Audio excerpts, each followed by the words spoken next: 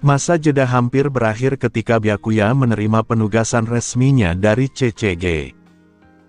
Melalui pesan singkat yang dikirimkan ke ponsel lipat sederhana miliknya, ia diberitahu bahwa partner yang ditugaskan kepadanya adalah Ko Ryui. Ponsel tersebut hampir tidak memiliki fungsi selain menelepon, dan meskipun mungkin ada fitur lain, Byakuya sama sekali tidak tertarik menggunakannya karena sudah terbiasa dengan ponsel pintar. Dengan penugasan itu, Byakuya harus menuju kantor pusat CCG di Ward 1 untuk menyelesaikan prosedur kemitraan dengan Ko Ryui, sekaligus mengambil hasil pertempurannya, yaitu Queen Kue miliknya. Di kantor pusat CCG Ward 1, Byakuya memasuki lobi dan mendapati Ko Ryui sudah menunggunya. Ko Ryui memanggilnya dari tempat duduknya. Di samping Ko Ryui terdapat Shio Ihei dan Hairu Ihei. Meskipun memiliki nama keluarga yang sama, Shio dan Hairu bukan saudara kandung, melainkan kerabat jauh. Ko Ryui menjelaskan dengan tenang bahwa mulai hari itu mereka resmi menjadi partner sesuai perintah CCG. Walaupun Ko Ryui merupakan anggota Squad Zero, ia tetap menjalankan tugas-tugas reguler, karena Squad Zero hanya berkumpul saat misi-misi penting. Byakuya mengangguk dan menyatakan kesiapannya bekerja sama, memanggil Ko Ryui sebagai senior. Ko Ryui menanggapi dengan santai dan mengatakan tidak perlu bersikap terlalu formal. Selanjutnya, Ko Ryui menjelaskan tugas pertama mereka bersama, yaitu investigasi di Ward 19 terhadap gol peringkat A dengan nama Sandy, Hyena. Ia menambahkan bahwa misi semacam ini akan sangat berat bagi seorang rookie biasa, tetapi tidak seharusnya menjadi masalah bagi Byakuya. Byakuya hanya mengangguk tanpa memberikan komentar tambahan. Ia memahami bahwa gol peringkat A umumnya setara dengan investigator kelas 1. Sementara itu, investigator baru biasanya berada di peringkat 2 atau 3, sehingga secara kemampuan masih jauh di bawah target. Tanpa partner setidaknya setingkat kelas 1 atau kelas spesial, seorang rookie hampir tidak mungkin menyelesaikan misi semacam itu. Dalam skala yang lebih tinggi, gol peringkat S setara dengan investigator associate special class atau lebih, dan biasanya hanya investigator special class yang mampu menanganinya dengan pasti. Gol peringkat SS bahkan bisa menandingi investigator special class, terkadang membutuhkan lebih dari satu investigator kelas tersebut untuk dijatuhkan. Sedangkan gol peringkat SSS berada pada tingkat yang benar-benar berbeda, seperti kasus Non-Killing Old Yoshimura, yang pernah membuat CCG mengerahkan seluruh kekuatan mereka dengan kesulitan besar. Yoshimura sendiri saat itu sudah melemah karena usia dan lama tidak memakan manusia segar, serta menolak membunuh investigator atau memakan yang terluka untuk memulihkan kekuatannya. Jika tidak demikian, hasil penyerbuan Anteiku bisa saja sangat berbeda.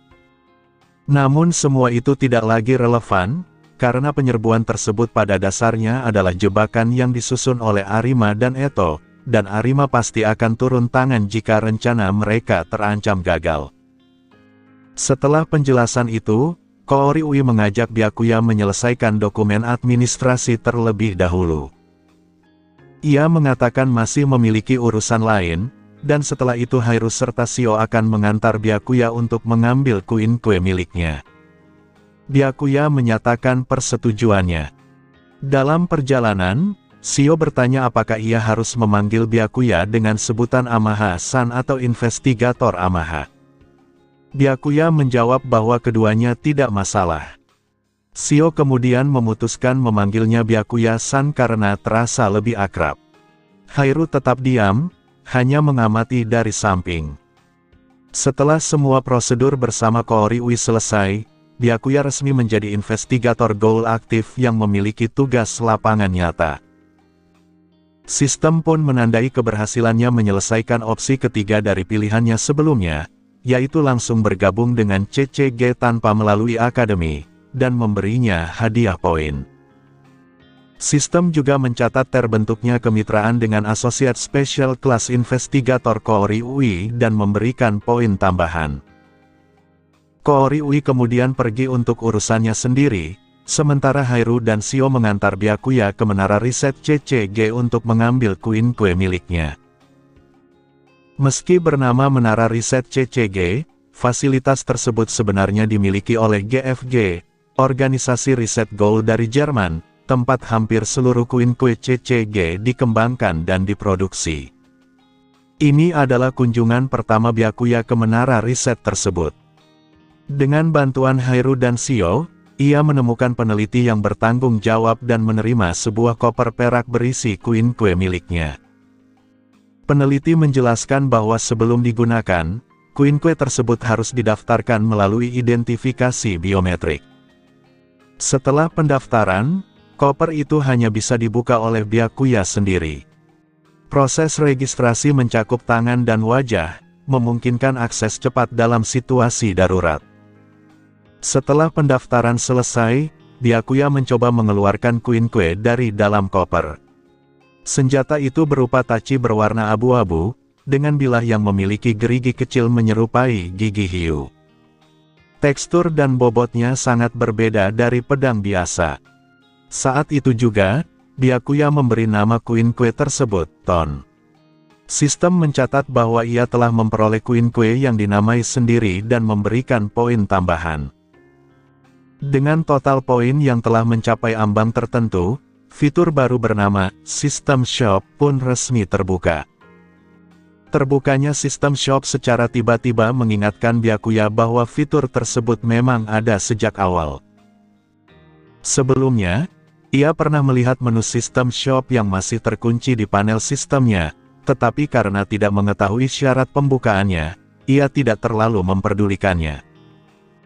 Kini, setelah fitur itu benar-benar terbuka, ia langsung tertarik untuk melihat apa saja yang tersedia di dalamnya.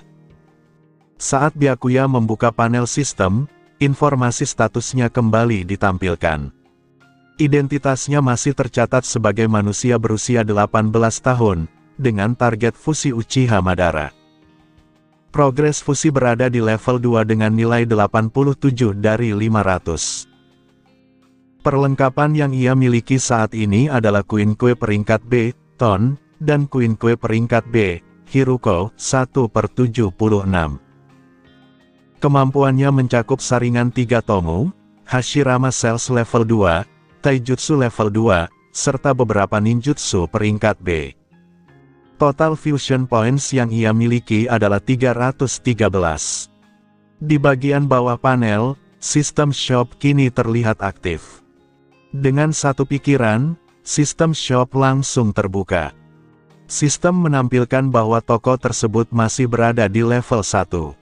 Di dalamnya tersedia 3 item. Item pertama adalah White Mask, topeng yang pernah digunakan Uchiha Obito saat menyamar sebagai Uchiha Madara. Ketika dikenakan, topeng ini memberikan peningkatan menyeluruh sebesar 10% pada taijutsu, kekuatan mata, daya ninjutsu, total cakra, serta efektivitas Hashirama Cells. Harga item ini hanya 10 Fusion Points. Item kedua adalah Skite, sebuah alat ninja yang biasanya dipasangkan dengan Uchiha War-Fan. Senjata ini sering digunakan seperti tongkat, tetapi kekuatannya sangat besar dan jauh melampaui Quinque peringkat B. Harganya adalah 100 Fusion Points.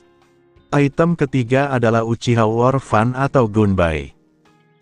Senjata ini dibuat dari cabang Divine Tree, memiliki daya tahan luar biasa, dan dilengkapi teknik Uchiha Reflection, yang mampu menyerap serangan lalu memantulkannya kembali dalam bentuk energi angin versi modifikasi.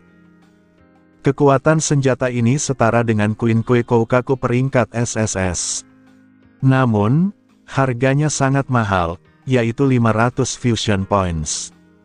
Sistem juga mencatat bahwa untuk meningkatkan System Shop ke level 2, Byakuya harus mengumpulkan total 3000 Fusion Points. Meskipun hanya ada 3 item, semuanya terlihat sangat berguna. Dari sudut pandang efisiensi, White Mask jelas menawarkan nilai terbaik karena dengan biaya yang sangat kecil, Byakuya bisa mendapatkan peningkatan menyeluruh yang signifikan. Skite dan Uchiha War Fan juga sangat menarik, tetapi harganya masih terlalu tinggi untuk kondisi saat ini. Dengan 313 Fusion Points, Byakuya tidak mungkin membeli Uchiha War Fan, dan ia juga memutuskan menunda pembelian Skite. Dua koin kue peringkat B yang ia miliki sudah cukup untuk sementara waktu. Ia juga memahami bahwa Uchiha War Fan diberi label versi modifikasi, karena dunia ini tidak memiliki cakra atau ninjutsu. Tanpa modifikasi, senjata tersebut tidak akan bisa menyerap serangan dari sistem kekuatan dunia ini. Akhirnya, Byakuya memutuskan membeli White Mask. Sistem langsung mengonfirmasi pembelian tersebut, mengurangi Fusion Points miliknya menjadi 303. White Mask pun otomatis masuk ke dalam daftar perlengkapan. Dengan kehendaknya, Byakuya sebenarnya bisa langsung memanggil White Mask ke tangannya, tetapi ia tidak melakukannya karena sedang berada di hadapan orang lain. Ia memilih menunggu waktu yang lebih tepat. Sementara itu, peneliti yang sebelumnya menyerahkan koin kue menjelaskan bahwa senjata yang baru saja dinamai Byakuya sebagai Ton, adalah koin kue tipe Bikaku, tipe yang paling cocok untuk investigator pemula. Karakteristik Bikaku tercermin pada koin kue tersebut, yakni keseimbangan antara serangan dan pertahanan tanpa keunggulan atau kelemahan yang mencolok. Meskipun Byakuya telah membunuh beberapa ghoul di World 24, ia hanya menerima satu koin kue dari menara riset CCG. Hal ini merupakan prosedur standar, karena koin kue sulit digunakan dan sebagian besar investigator hanya mampu menguasai satu senjata dengan baik. Investigator seperti Arima, yang mampu menggunakan dua koin kue sekaligus, merupakan pengecualian ekstrim. Koin kue massal berukuran kecil seperti Scorpion 1/56, atau Hiruko 1/76 tidak dihitung dalam kategori tersebut. Byakuya kemudian meninggalkan menara riset CCG sambil membawa koper berisi koin kue Ton. Shio memberinya nasihat agar selalu membawa koper koin kue saat bertugas, bahkan jika perlu menyamarkannya. Ia mencontohkan bahwa Arima pernah menyembunyikan koper koin kue miliknya di dalam kotak biola agar tidak menarik perhatian ghoul selama investigasi. Byakuya mengangguk dan mengucapkan terima kasih atas saran tersebut. Shio lalu mengajak Byakuya berjalan-jalan di kota, mengingat tugasnya bersama Koori di World 19 baru dimulai keesokan hari dan masih ada banyak waktu luang. Byakuya menyetujui ajakan itu, menyadari bahwa Squad Zero memang tidak sering menerima misi dalam waktu dekat. Shio menambahkan dengan santai bahwa Squad Zero sebenarnya jarang sibuk, karena setiap kali mereka dikerahkan, masalah biasanya segera diselesaikan berkat keberadaan Arima. Shio juga mengajak Hairu untuk ikut, dan Hairu menyetujuinya sambil tersenyum. Untuk sekadar berjalan-jalan, ketiganya tidak membawa koper koin kue, hanya senjata portabel seperti belati atau pedang pendek.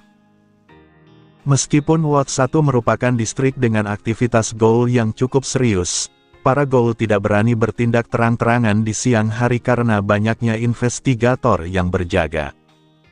Mereka pun hanya berjalan-jalan santai dan menikmati makanan penutup tanpa kejadian istimewa. Namun, Byakuya menyadari bahwa pandangan Hairu sesekali tertuju padanya. Ia tahu alasan di balik tatapan itu berkaitan dengan Arima. Saat Hairu kembali menatapnya, Byakuya memilih berpura-pura tidak menyadarinya dan tetap bersikap biasa. Pada malam hari di rumah, Byakuya memberi Rize laporan singkat mengenai situasinya.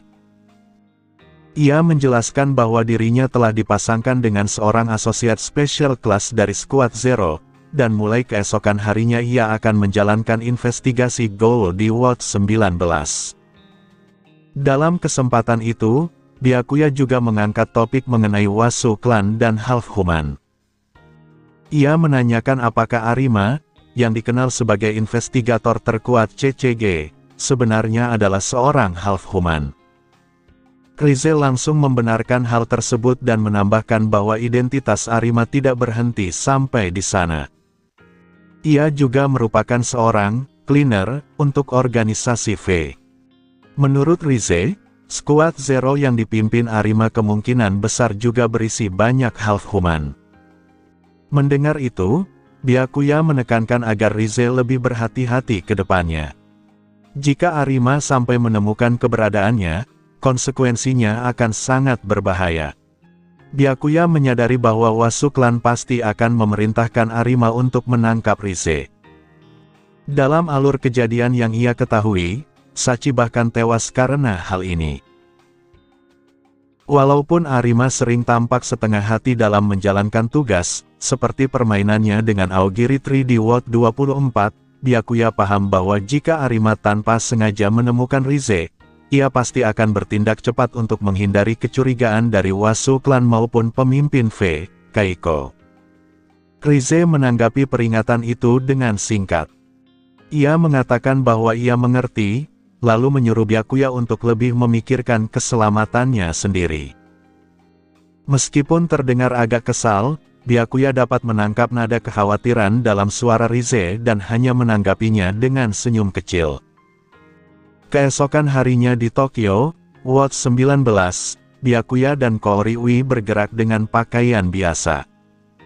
Koori-ui tidak mengenakan seragam tempur putih khasnya, melainkan setelan jas. Koper Quinque mereka disembunyikan di dalam koper yang lebih besar, yang dilengkapi teknologi biometrik agar koper Quinque di dalamnya bisa dikeluarkan dengan sangat cepat jika terjadi serangan mendadak dari Ghoul. Dalam perjalanan menuju cabang CCG World 19, Koori-ui memberikan penjelasan mengenai target mereka. Ghoul dengan kode nama Hyena telah membunuh setidaknya belasan korban yang terkonfirmasi, dan jumlah sebenarnya kemungkinan jauh lebih banyak.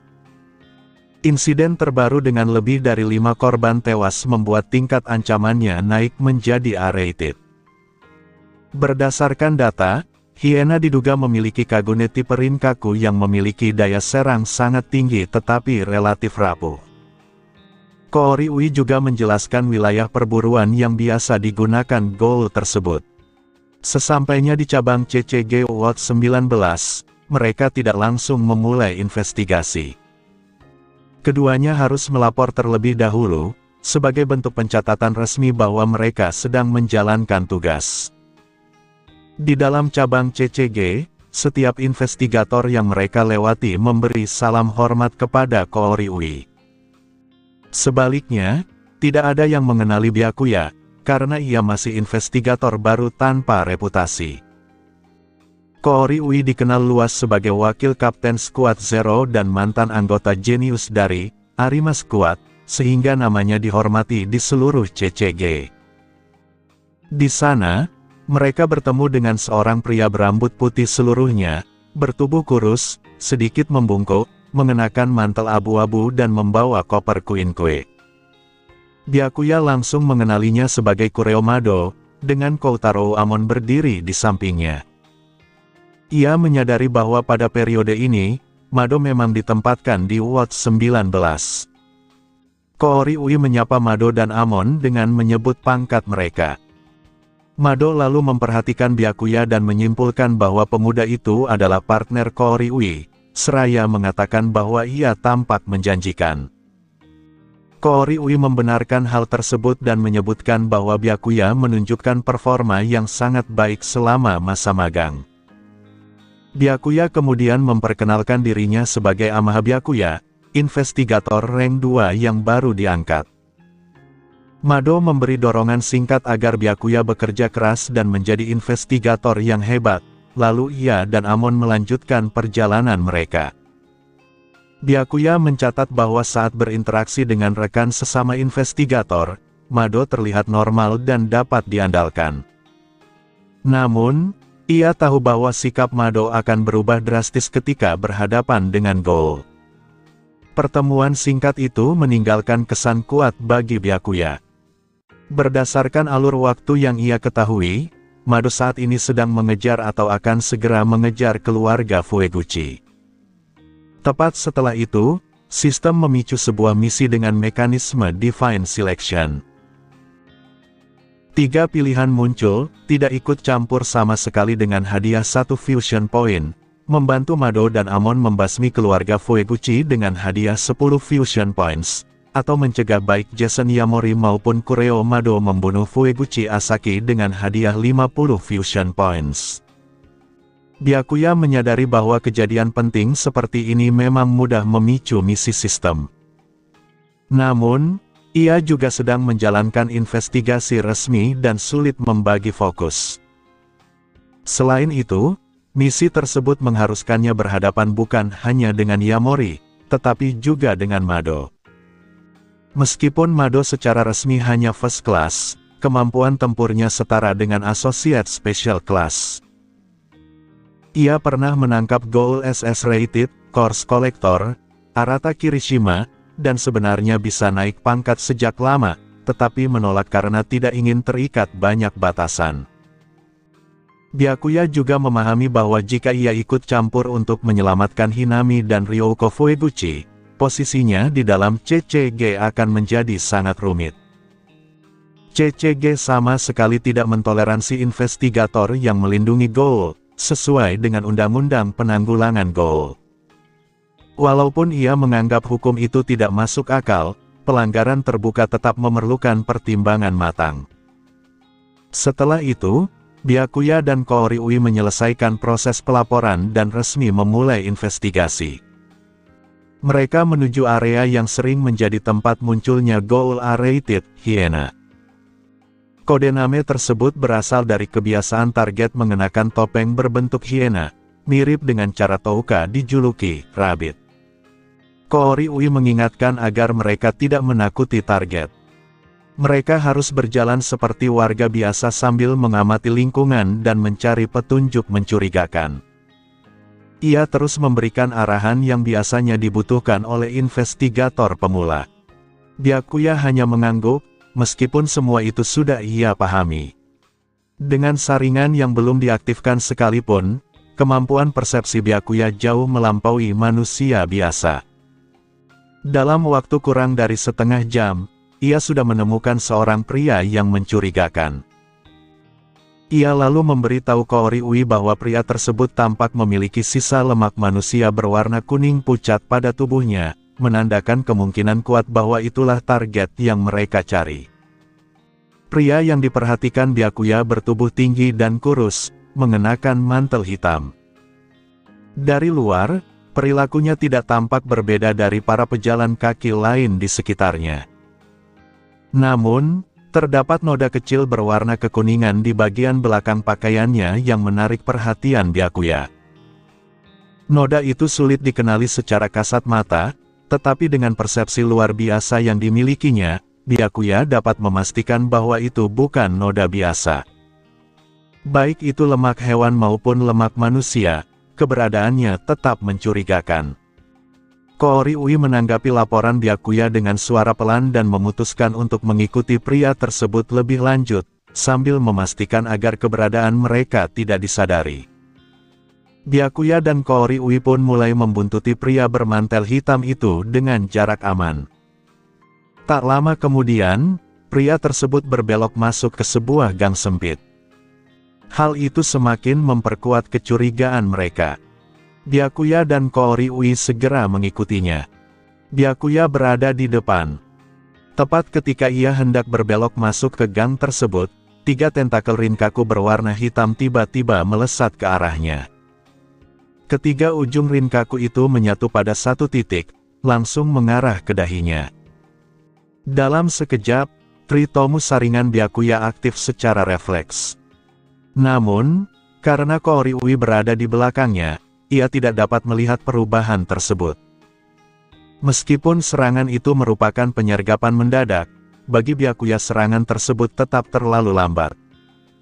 Dengan persepsi saringan, pergerakan Rinkaku terlihat seolah bergerak dalam gerakan lambat. Melalui pembacaan gerakan lawan, Byakuya dapat memprediksi lintasan serangan berikutnya, seakan-akan ia bisa melihat beberapa detik ke depan. Byakuya langsung menggeser tubuhnya ke samping dan menghindari serangan Kagune itu dengan mudah. Pada saat itu juga, ia memastikan bahwa pria bermantel hitam tersebut memang seorang ghoul. Bentuk Rinkaku yang digunakannya juga cocok dengan profil Ghoul A-rated yang mereka incar, yaitu Hyena. Dengan demikian, Byakuya menyimpulkan bahwa inilah target misi mereka. Koori Ui segera bereaksi dan memanggil nama Byakuya. Ia langsung mengaktifkan koper, membuat 2 koper Quinque terlontar keluar. Salah satunya dilempar ke arah Byakuya, sementara tangan lainnya sudah menarik Quinque miliknya sendiri. Byakuya menangkap koper itu, dan saringannya sudah dinonaktifkan, ia tidak ingin Koori Ui melihatnya. Quinque B-rated, Ton, dikeluarkan dari koper dan berubah menjadi sebuah tachi. Byakuya menatap pria bermantel hitam tersebut, yang kini telah mengenakan topeng berbentuk hyena. Hyena mengernyit saat melihat penyergapannya gagal. Ia memang sudah mencurigai bahwa 2 orang yang membuntutinya adalah Dove, tetapi ia tidak menyangka serangannya dapat dihindari dengan begitu mudah. Menyadari bahwa lawan-lawannya bukan investigator biasa dan tanpa keyakinan bisa menang, Hyena segera berusaha menarik kembali Kagunenya dan melarikan diri. Namun, Byakuya tidak memberinya kesempatan. Ketiga tentakel Rinkaku masih menyatu di satu titik dan baru saja melewati sisi kiri kepala Byakuya. Dengan cepat, Byakuya membalikkan pegangan tachinya dan menusuk ke arah kiri, menembus ketiga tentakel tersebut sekaligus. Dalam kondisi itu, Hyena tidak lagi mampu menarik kembali Kagunenya. Rinkaku memang rapuh secara struktur. Dengan daya bunuh Quinque yang cukup dan kekuatan fisik Byakuya, menembus Kagune tersebut bukanlah hal sulit.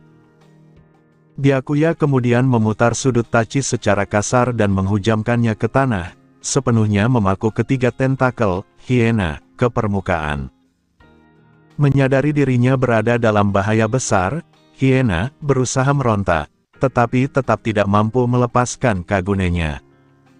Saat ia panik, Byakuya sudah melepaskan cengkeraman pada Ton dan mendekat.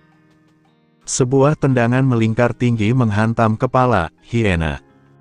Kekuatan Byakuya cukup besar, tetapi hanya mampu menggeser posisi kepala lawannya dan membuat pandangannya gelap sesaat. Pertahanan fisik Ghoul memang jauh lebih kuat dari manusia biasa. Namun, Byakuya tidak hanya mengandalkan satu Quinque. Quinque belati, Hiruko 1/76, yang selalu ia simpan di saku bagian dalam kini ditarik keluar.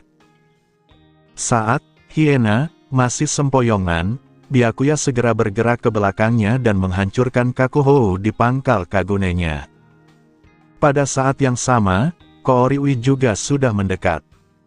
Ia menggunakan Quinque Koukaku A+ rated bernama Hanging Ice, yang berbentuk tombak panjang dengan mekanisme tersembunyi. Di tangannya, Hanging Ice berubah bentuk, pecah menjadi banyak bilah tajam dan lentur yang langsung memutus kepala Hyena. Meskipun Ghoul memiliki kemampuan regenerasi, pemenggalan kepala adalah luka fatal, terlebih lagi karena Kakuhou, Hyena, sudah dihancurkan sebelumnya. Sebagai Ghoul A-rated, Hyena tidak mampu menahan serangkaian serangan mematikan tersebut dan akhirnya tewas. Sistem kemudian memberikan notifikasi bahwa Byakuya telah mengalahkan Ghoul A-rated dan menyelesaikan misi pertama yang ditugaskan langsung oleh CCG, dengan hadiah Fusion Points. Koori Ui memuji Byakuya tanpa ragu. Ia menyatakan bahwa reaksi dan performa Byakuya sama sekali tidak mencerminkan seorang rookie, dan misi ini memang bukan tantangan berarti baginya.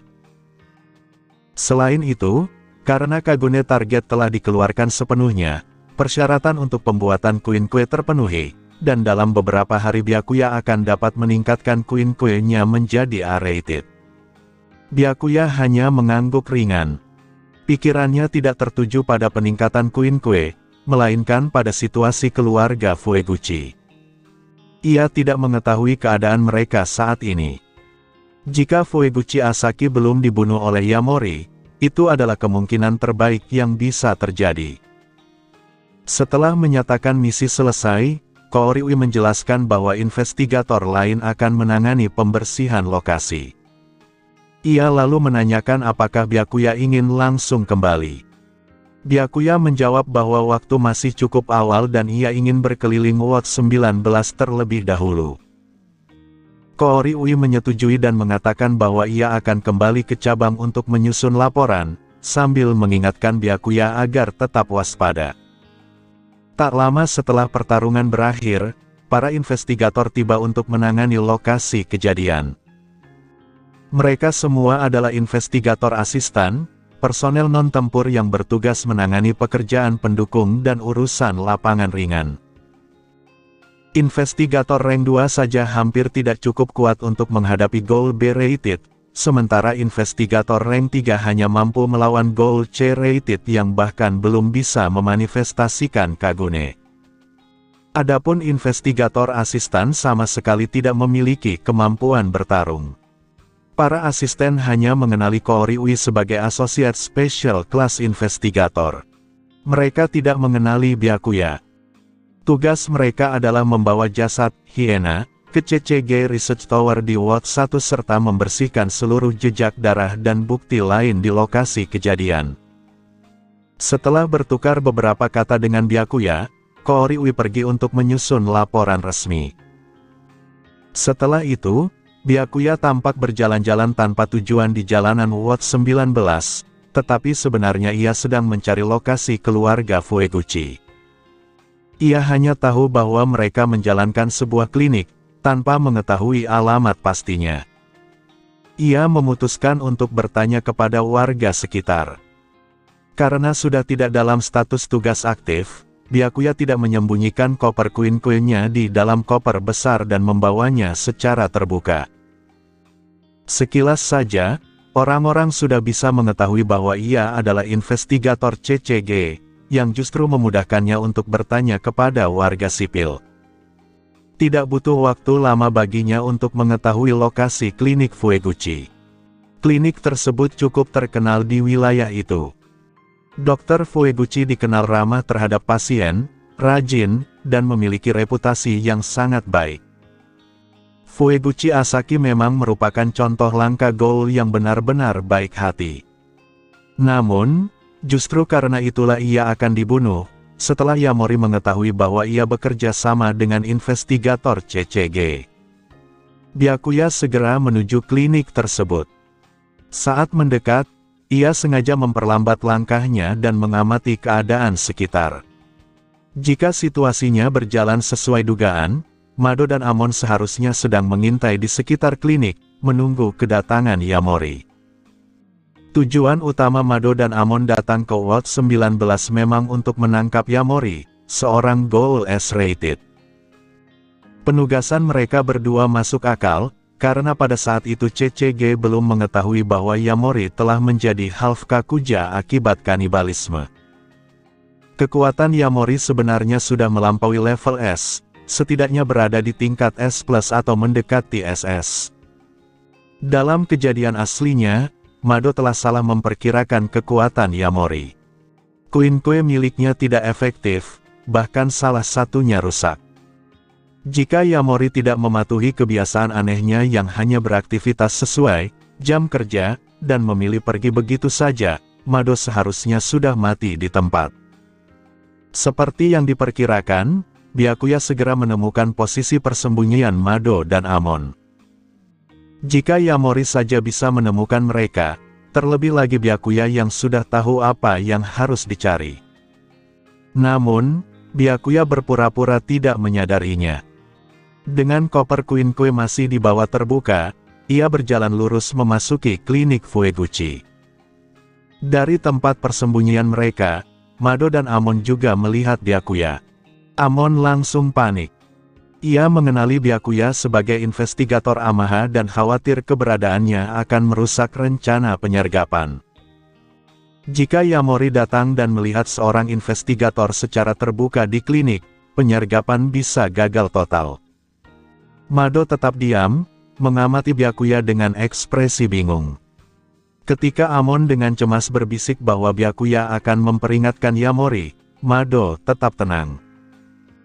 Ia memperhatikan noda darah pada tubuh Byakuya dan menyimpulkan bahwa Byakuya mungkin baru saja terluka dalam pertempuran melawan Ghoul. Ia juga menilai bahwa satu investigator yang tampak terluka tidak akan membuat Yamori waspada atau kabur. Amon mengakui bahwa dirinya masih kurang tenang dan mencatat kelemahan itu dalam benaknya. Ketika Byakuya masuk ke dalam klinik sambil membawa koper Quinque, Fueguchi Asaki membeku. Ia langsung mengenali koper khas CCG tersebut, tetapi orang yang membawanya bukanlah Mado atau Amon, melainkan seorang investigator muda yang tidak ia kenal. Kecemasan segera muncul di hatinya. Ia takut sesuatu akan berjalan tidak sesuai rencana. Sesuai kesepakatan dengan Mado, saat Yamori datang mencarinya, Mado akan melakukan penyergapan dari persembunyian. Selain Asaki, hanya ada satu pasien manusia di dalam klinik. Hinami dan Ryouko tidak berada di sana. Mereka kemungkinan sudah melarikan diri ke Ward 20. Karena terus diteror oleh Yamori, Asaki memang tidak punya pilihan selain menyuruh Ryouko dan Hinami meninggalkan Ward 19. Asaki sendiri sebelumnya tampaknya adalah anggota Aogiri Tree dengan peran sebagai teknisi, itulah sebabnya Yamori datang mencarinya. Byakuya tidak mengatakan apapun. Ia hanya duduk di kursi ruang tunggu, bertingkah seolah-olah ia adalah pasien biasa yang menunggu giliran. Koper Quinque diletakkannya santai di dekat kakinya. Beberapa menit kemudian, Yamori akhirnya muncul. Seorang pria tinggi berambut pirang dengan hidung menonjol dan wajah garang memasuki klinik. CCG mengenalnya dengan sebutan Jason, meskipun nama aslinya adalah Yamori. Saat masuk, Yamori melirik Byakuya dan pasien manusia tersebut. Meskipun jelas menyadari bahwa Byakuya adalah seorang investigator, ia bertindak seolah-olah tidak melihat apapun dan langsung berjalan menuju pasien yang sedang dirawat. Pasien itu hanyalah gangguan yang ingin ia singkirkan. Byakuya tidak berniat membiarkan hal itu terjadi.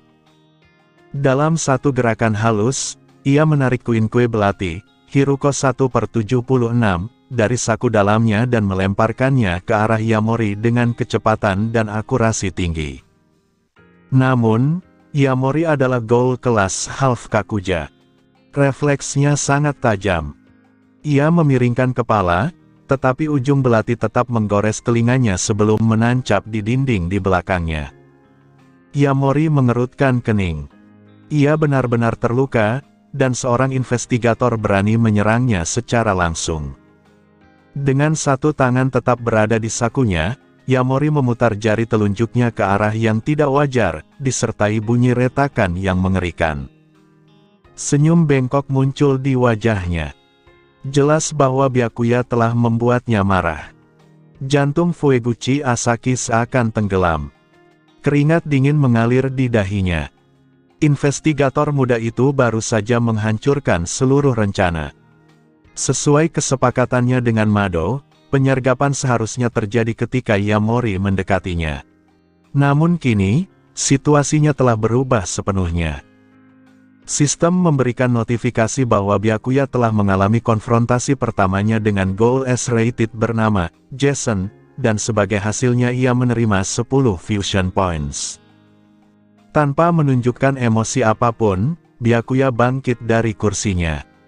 Koper Quinque di tangannya terbuka dan berubah menjadi sebuah tachi berwarna abu-abu.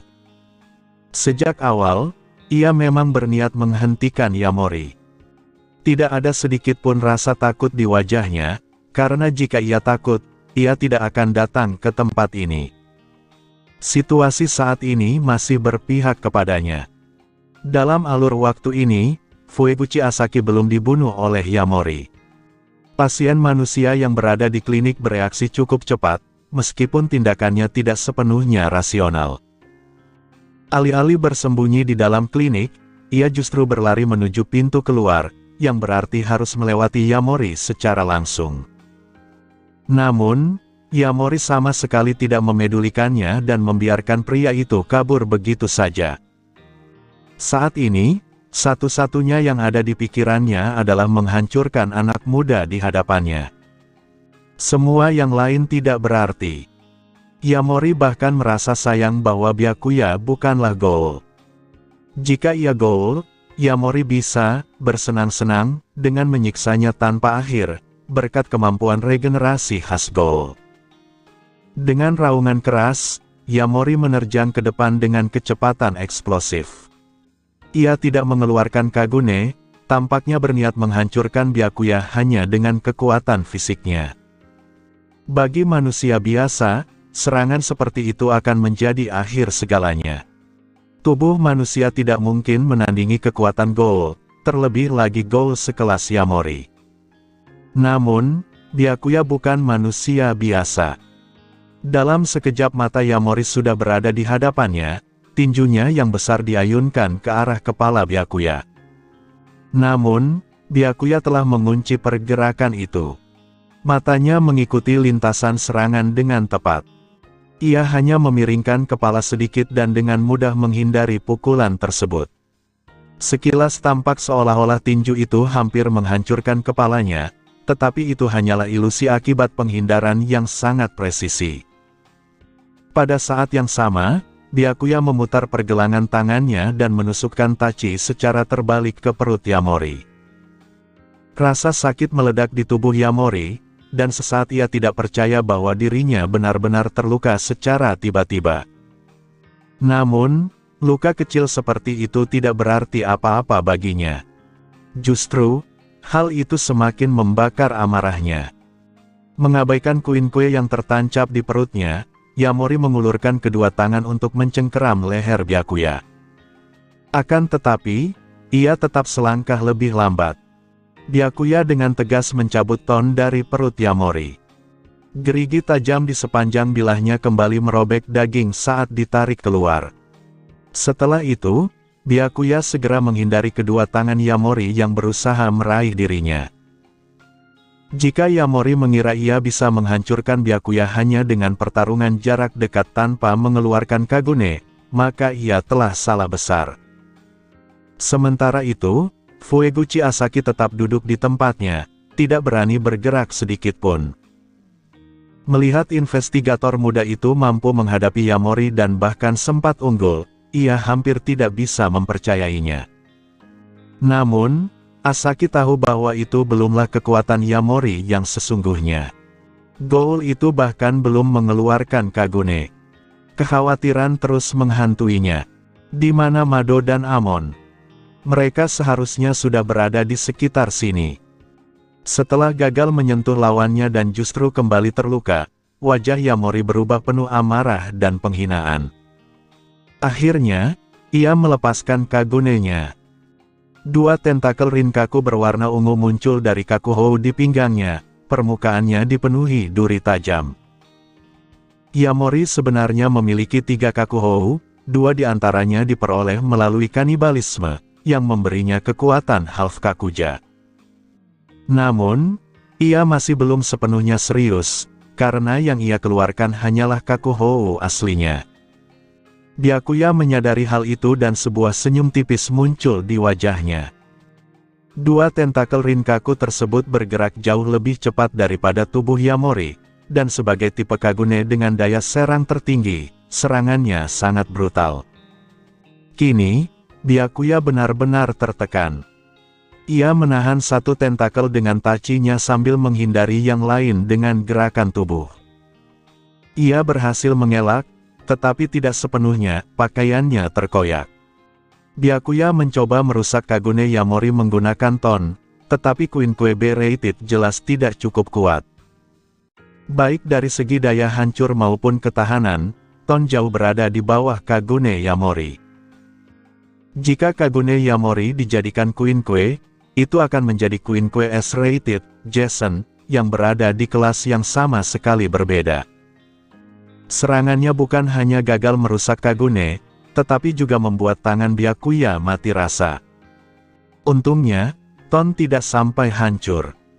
Sejak saat itu, Byakuya tahu bahwa ia harus menghindari bentrokan langsung antara Ton dan Kagune. Beberapa benturan lagi saja sudah cukup untuk menghancurkan Queen-Kue miliknya. Yamori tersenyum buas saat serangannya semakin ganas. Meskipun Byakuya tidak lagi bertarung dengan mudah seperti sebelumnya, ia juga belum terdesak sepenuhnya. Kecuali Yamori kehilangan kendali dan berubah ke wujud Half Kakuja, pertarungan masih berada dalam batas yang bisa ia tangani.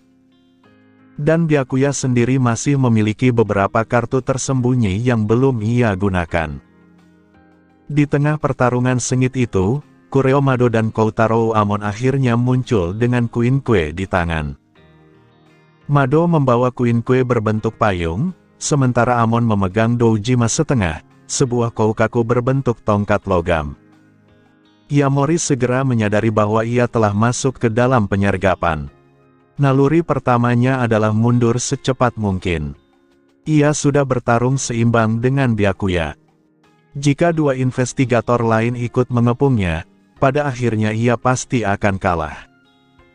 Ia memang bisa berubah ke wujud Half Kakuja, tetapi itu akan mengorbankan kewarasannya.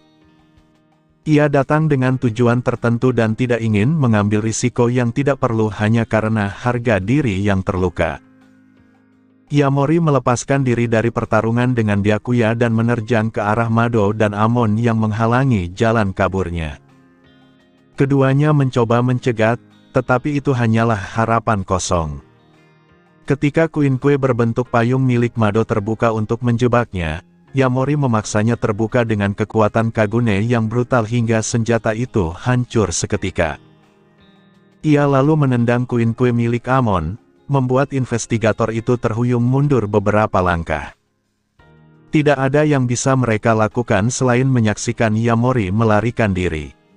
Byakuya tetap berdiri di tempat dengan ekspresi datar, tanpa niat untuk mengejar.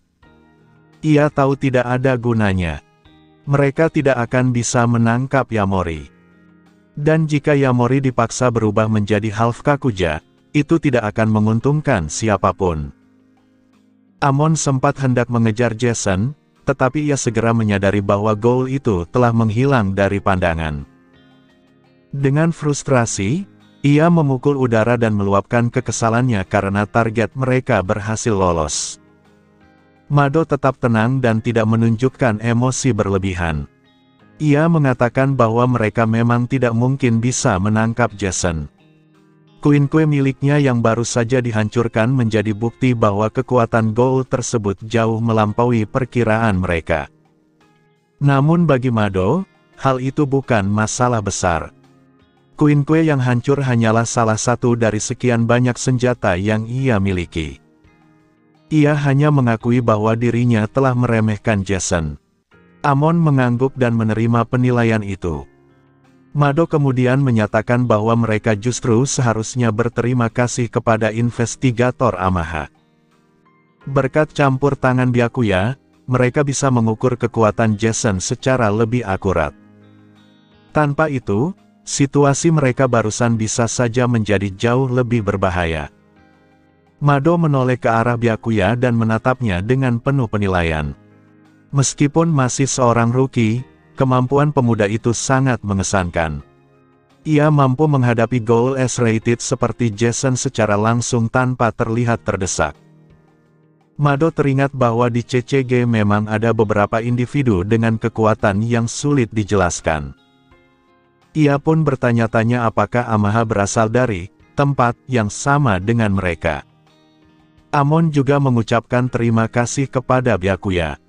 Dalam hatinya, ia tidak bisa menahan rasa kagum. Amaha adalah investigator baru, tetapi performanya jauh melampaui dirinya sendiri.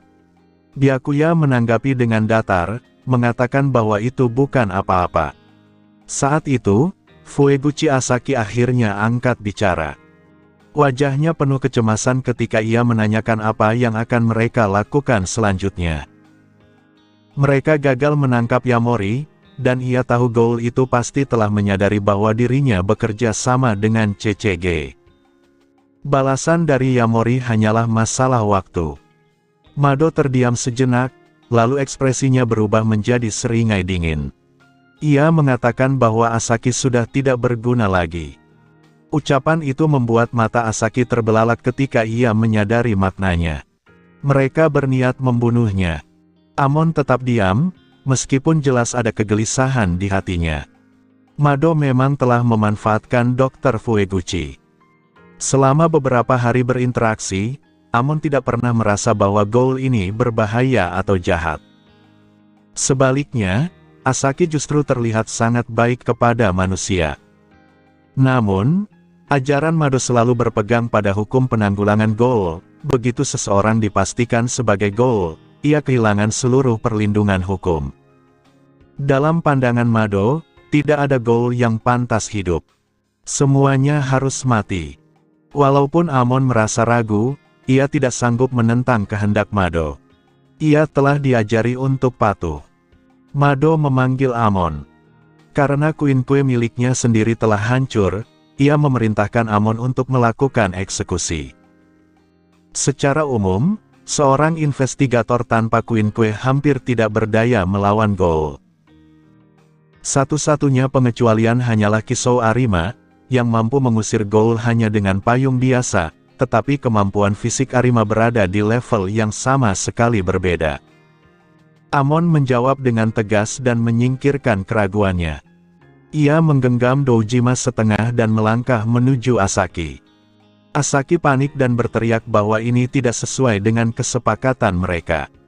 Nalurinya menyuruhnya lari, tetapi tidak ada jalan keluar. 3 investigator berdiri di hadapannya. Ia tidak bisa melarikan diri. Ia hanya bisa gemetar di tempat, dipenuhi penyesalan. Ia menyesal telah mendekati CCG untuk bekerja sama. Ia percaya investigator bisa dipercaya. Namun kini, bukan saja Yamori gagal dieliminasi, ia sendiri juga akan mati. Yang paling menyakitkan baginya adalah kenyataan bahwa ia memiliki istri dan anak perempuan.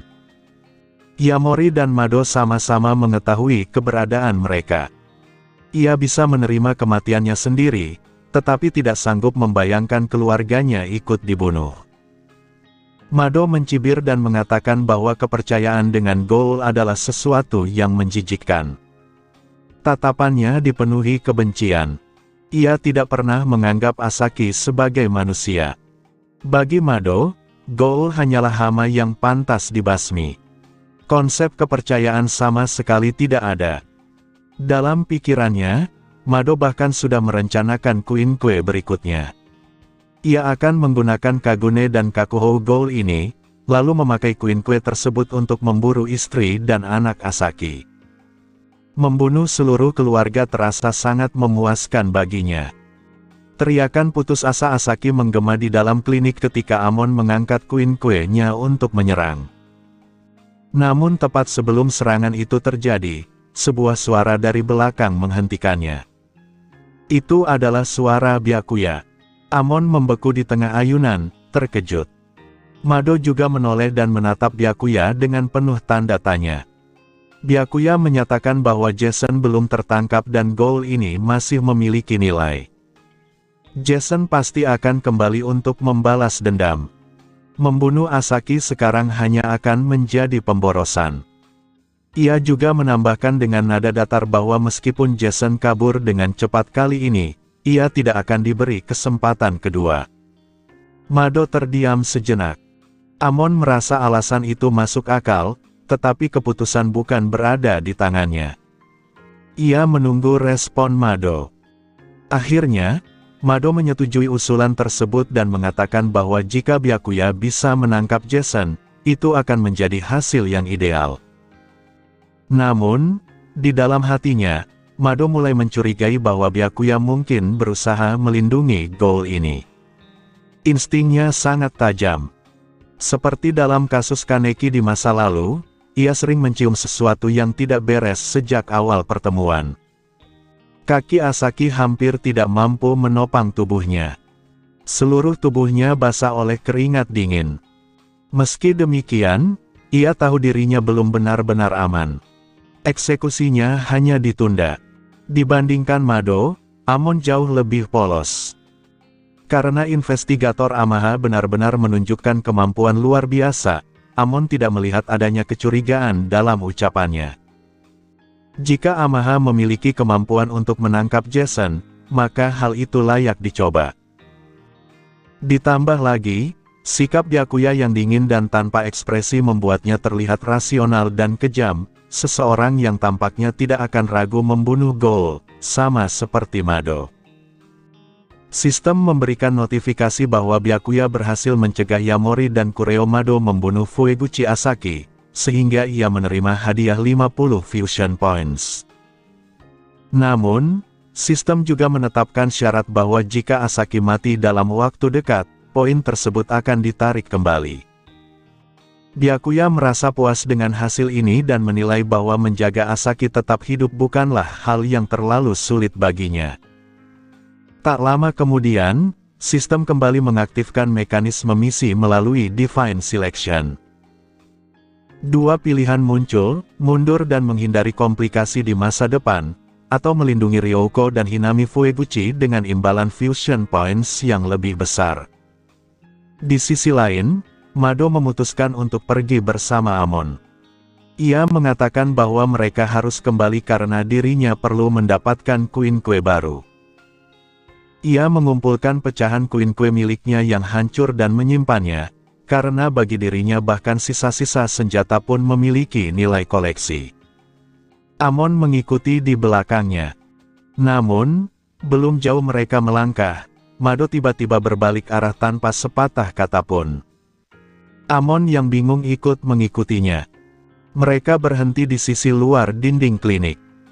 Mado tidak langsung masuk, melainkan menempelkan telinganya ke dinding, mendengarkan dengan saksama.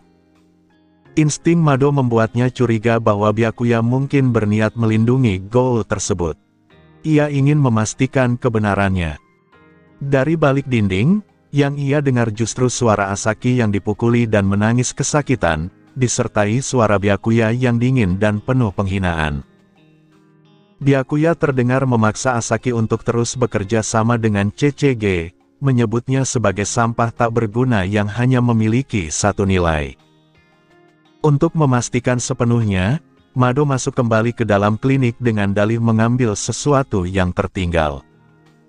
Ia melihat Byakuya dengan wajah sedingin es, menekan Asaki ke lantai dan memukulinya. Begitu menyadari kehadiran Mado, Byakuya langsung berhenti, ekspresinya berubah seketika. Mado mengatakan bahwa ia hanya kembali untuk mengambil barang yang tertinggal, lalu memungut beberapa pecahan koin kue yang sengaja ia tinggalkan sebelumnya sebagai alasan untuk kembali. Setelah itu, ia dan Amon benar-benar pergi. Dalam perjalanan, Amon mengungkapkan kebingungannya. Mado menanggapi dengan santai, menyimpulkan bahwa ia telah terlalu curiga. Menurutnya, investigator Amaha adalah rookie yang sangat baik dan kejam sebagaimana mestinya. Amon mengangguk setuju, bahkan mengakui bahwa Byakuya jauh lebih hebat daripada dirinya, baik di masa lalu maupun sekarang. Setelah yakin Mado dan Amon benar-benar pergi, Byakuya kembali fokus pada Asaki.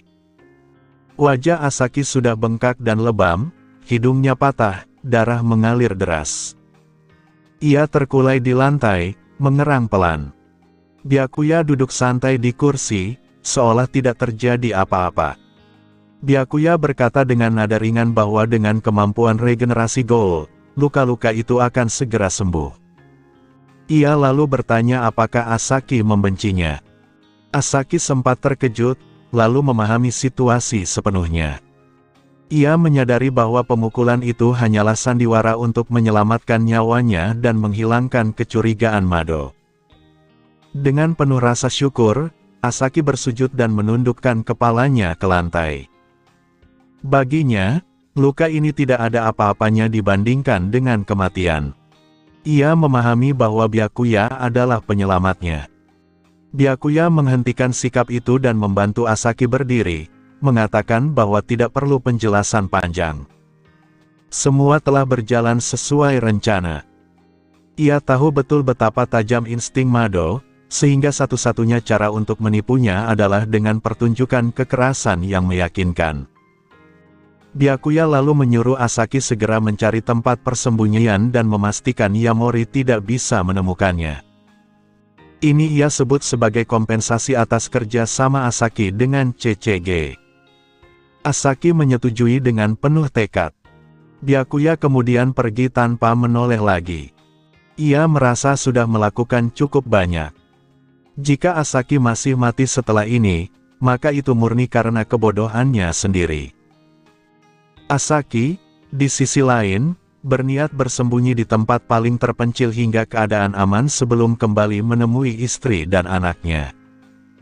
Pada hari yang sama, Byakuya kembali ke kantor cabang CCG Ward 19. Koori Ui sudah selesai melakukan laporan dan telah mendengar tentang insiden Byakuya dari Mado. Ui langsung menanyakan apakah benar Byakuya bertarung dengan Jason dan mampu menahannya. Byakuya membenarkannya. Ui tidak menyembunyikan kekagumannya, menyebut bahwa Jason adalah Goal S-rated yang kekuatannya kemungkinan sudah jauh melampaui data lama. Fakta bahwa Byakuya mampu melawannya hingga seimbang adalah pencapaian luar biasa. Byakuya merendah, mengatakan bahwa Jason tidak menggunakan kekuatan penuhnya. Ui tetap memujinya, menegaskan bahwa belum pernah ada investigator rank 2 yang mampu berhadapan langsung dengan Goal S-rated. Bahkan Mado sendiri jarang memuji rookie setinggi itu. Ui juga menambahkan bahwa Arima menaruh penilaian tinggi terhadap Byakuya, dan karena itulah Haruihei memberikan perhatian khusus kepadanya. Ui memberitahukan kepada Byakuya bahwa misi untuk mengeliminasi Goal A-rated bernama Hyena telah selesai.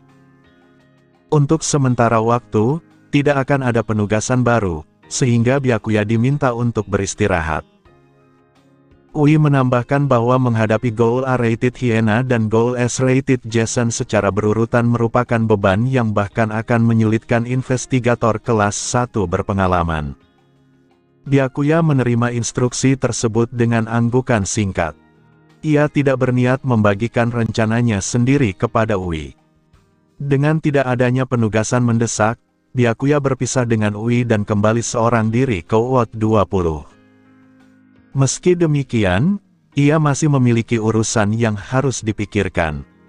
Pada periode ini, misi Yamori adalah menangkap Rize dalam keadaan hidup. Artinya, Yamori kemungkinan besar akan terus beroperasi di Ward 20. Keberadaan Binge Eater di wilayah ini bukanlah rahasia besar. Yamori sendiri bukan ancaman nyata bagi Rize, tetapi bagi Ryouko dan Hinami Fueguchi, keberadaannya sangat berbahaya. Byakuya mempertimbangkan kemungkinan bahwa Yamori bisa saja menjadikan Ryouko dan Hinami sebagai sasaran untuk melampiaskan dendam terhadap Asaki. Dengan pemikiran itu, Byakuya pulang terlebih dahulu. Saat mendapati Rize tidak ada di rumah, ia menyimpulkan bahwa Rize kemungkinan berada di Anteiku, atau mungkin telah bertemu Yamori. Namun ia tidak terlalu mengkhawatirkan kemungkinan tersebut, karena Yamori tidak akan mampu melukai Rize, kecuali terjadi sesuatu yang benar-benar di luar dugaan. Di Anteiku, Rize memang berada di sana. Byakuya duduk di sampingnya dan mengatakan bahwa ia sudah menduga akan menemukannya di tempat itu. Rize tampak sedikit terkejut dan menanyakan apakah Byakuya tidak sedang melakukan penyelidikan di Ward 19. Byakuya menjawab bahwa urusannya berjalan lancar, meski akan lebih cepat jika tidak ada yang menghalangi. Byakuya kemudian menanyakan apakah Rize mengenal seseorang bernama Jason atau Yamori.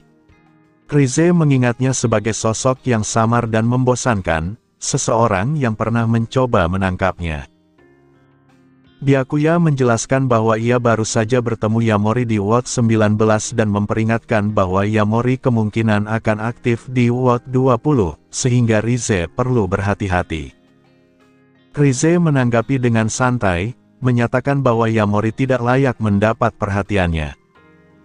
Tak lama kemudian, Rize ikut berjalan keluar dari kafe bersama Byakuya. Tepat di depan pintu, mereka berpapasan dengan seorang ibu dan anak perempuan berambut serta bermata coklat, Ryouko dan Hinami Fueguchi. Hinami secara refleks bersembunyi di balik ibunya untuk menghindari orang asing, lalu tiba-tiba membeku ketika mencium aroma yang sangat dikenalnya dari Byakuya. Ia yakin bahwa aroma itu adalah milik ayahnya. Hinami bertanya-tanya apakah pria itu manusia dan apakah ia pernah berhubungan dengan ayahnya. Rasa khawatirnya terhadap Asaki membuat rasa penasaran itu semakin kuat, meski ia hanya berani mengamati secara diam-diam. Setelah Byakuya dan Rize pergi, Hinami menarik lengan baju ibunya dan berbisik bahwa pria tadi membawa aroma ayahnya. Ryouko mengakui bahwa ia juga menyadarinya, namun yang lebih ia khawatirkan adalah kemungkinan bahwa pria tersebut adalah investigator Ghoul, yang berarti mereka bisa berada dalam bahaya. Keduanya tidak menyadari bahwa Rize yang berjalan bersama Byakuya juga merupakan seorang Ghoul. Hinami mengungkapkan kekhawatirannya tentang keadaan sang ayah.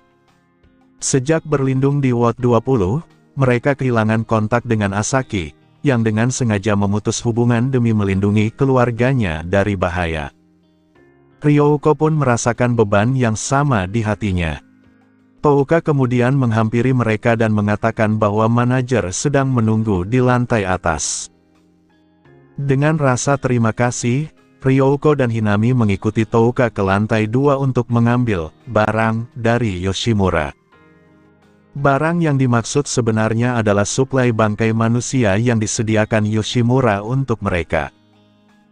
Ryouko dan Hinami tidak bisa berburu sendiri, bukan karena kurang kuat, melainkan karena keduanya terlalu baik hati dan tidak sanggup melukai manusia. Kini, hidup mereka di Ward 20 sepenuhnya bergantung pada perlindungan dan bantuan Yoshimura serta Touka. Sementara itu, di luar Anteiko, Rize berkomentar bahwa gadis kecil tadi tampak sangat tertarik pada Byakuya dan menyebutkan bahwa gadis itu adalah Ghoul. Byakuya menghubungkannya dengan pertemuannya dengan Yamori di sebuah klinik di Ward 19, menyimpulkan bahwa ibu dan anak tersebut kemungkinan memiliki hubungan keluarga dengan dokter di sana. Rize mengonfirmasi hal itu berdasarkan aroma yang ia cium, menyatakan bahwa dokter tersebut pasti juga seorang Ghoul dan anggota keluarga mereka.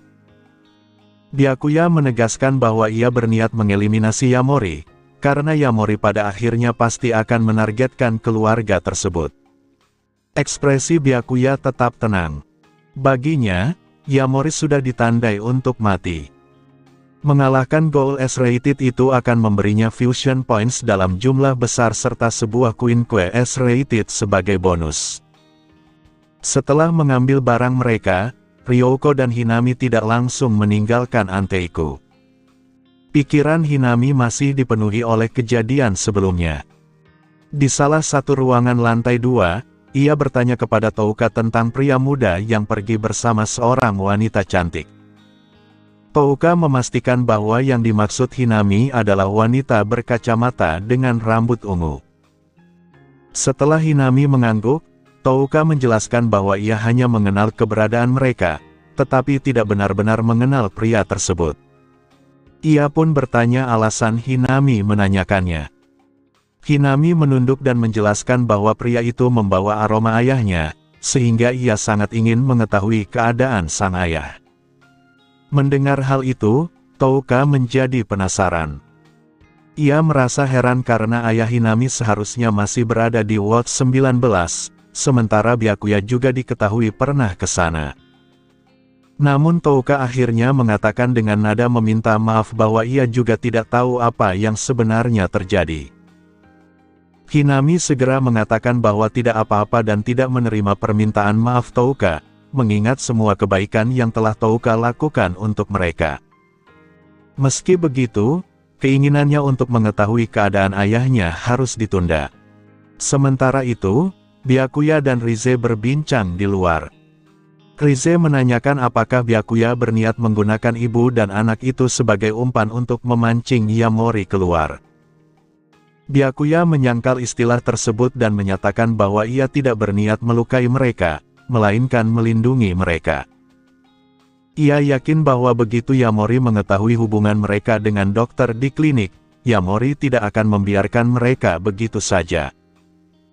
Rize menyatakan ketidakpeduliannya terhadap hal tersebut, namun menawarkan bantuan untuk menangani Yamori jika diperlukan. Byakuya menolak tawaran itu dengan alasan statusnya sebagai investigator Ghoul dan keberadaan investigator lain yang juga memburu Yamori. Jika keberadaan Rize terungkap, situasi hanya akan menjadi lebih rumit. Rize kemudian mengingatkan Byakuya tentang sebuah janji. Byakuya langsung memahaminya sebagai janji untuk membiarkannya mencicipi dirinya. Ia memastikan bahwa janji itu akan dipenuhi dalam 2 hari lagi. Rize menunjukkan ketidaksabarannya, tetapi Byakuya tetap tegas bahwa waktunya tidak bisa dipercepat. 2 hari pun berlalu dengan cepat. Selama waktu itu, Byakuya hanya berkeliling kota dan mengamati pergerakan Yamori, tetapi tidak menemukannya di Ward 20. Namun hari ini, ia harus menepati janjinya kepada Rize. Rize menarik Byakuya ke kamarnya. Ruangan itu sederhana dan bersih, hampir tanpa kosmetik, dengan aroma lembut. Byakuya mempertanyakan mengapa hal tersebut harus dilakukan di kamar, tetapi Rize bersikeras dan mengingatkannya pada janji yang telah dibuat.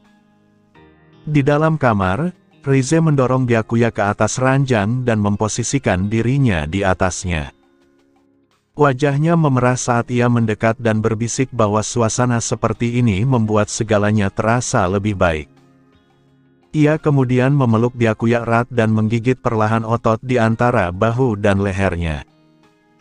Rize tidak langsung menggunakan kekuatan penuh, melainkan meningkatkan tekanannya secara perlahan hingga terasa menyakitkan. Ketika batas kesabarannya tercapai, ia menggigit lebih kuat dan merobek sedikit daging, menarik Byakuya semakin dekat dalam pelukan yang menyesakkan. Rasa sakit itu hanya sesaat, karena kemampuan regenerasi tubuh Byakuya akan memulihkan luka tersebut dengan cepat. Rize hanya mengambil 1 gigitan. Ia mengunyahnya perlahan, menikmati rasanya, lalu menelannya dengan penuh kepuasan. Ia merasa terkejut karena rasa Byakuya kini jauh lebih lezat dibandingkan sebelumnya, meskipun baru sekitar 2 minggu berlalu sejak terakhir kali ia mencicipinya. Sensasi itu membuat Rize menyadari bahwa ia semakin kecanduan pada tubuh Byakuya.